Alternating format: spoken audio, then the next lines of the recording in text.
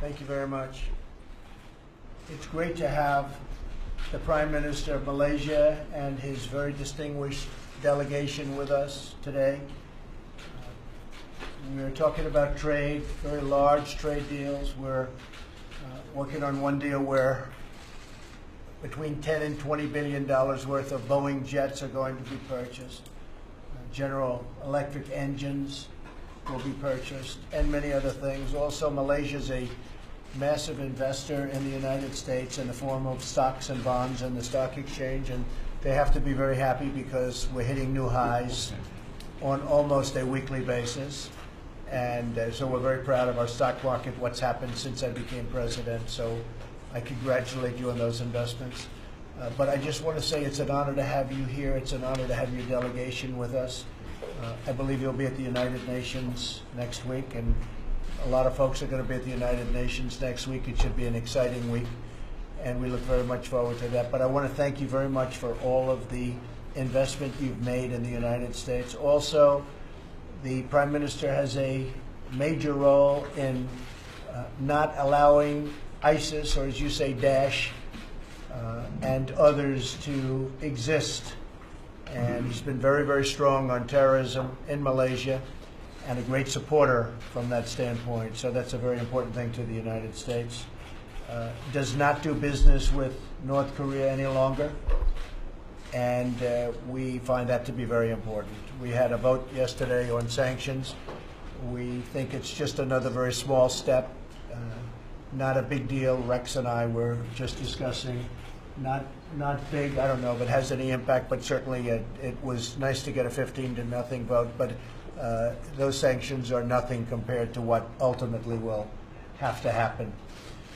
So thank you, everyone, for being here. We appreciate it. Mr. Prime Minister, it's a great honor to have you in the United States and in the White House. And thank you, everyone, for being here. Thank you very much. Thank you. Would you like to say something? Thank you very much, Mr. President, for your invitation for me and members of my delegation to meet with you at the White House.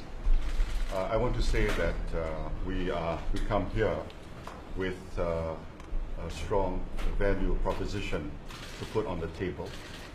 Number one, we want to help you in terms of strengthening the U.S. economy. I come with 3 specific proposals. Number one, we intend to increase the number of Boeing planes to be purchased by MAS. We are committed to 25 planes of the 737 MAX 10, right, plus 8 787 Dreamliners. And there is a strong probability, not possibility, probability that we will add 25 more 737 MAX 10 in the near future.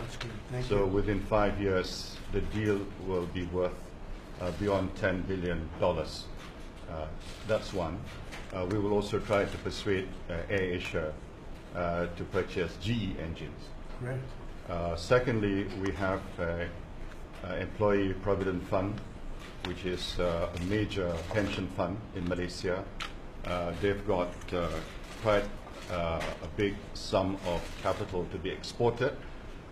They have invested close to $7 billion in terms of equity in the United States, and they intend to invest $3 to $4 additional billion to support your infrastructure redevelopment in the United States. Right. And thirdly, our sovereign fund, Khazanah, they have an office in Silicon Valley. They have invested about $400 million in terms of high-tech companies, and they intend to increase that investment as well. Secondly, the other goal of your administration, Mr. President, which is to make United States safe, and with that, the world safe. We are committed to fight Daesh, IS, Al-Qaeda, Abu Sayyaf, you name it.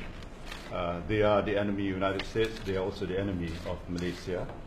And we will do our part to make sure that our part of the world is safe. We will also contribute in terms of the ideological warfare, because you need to win the hearts and minds.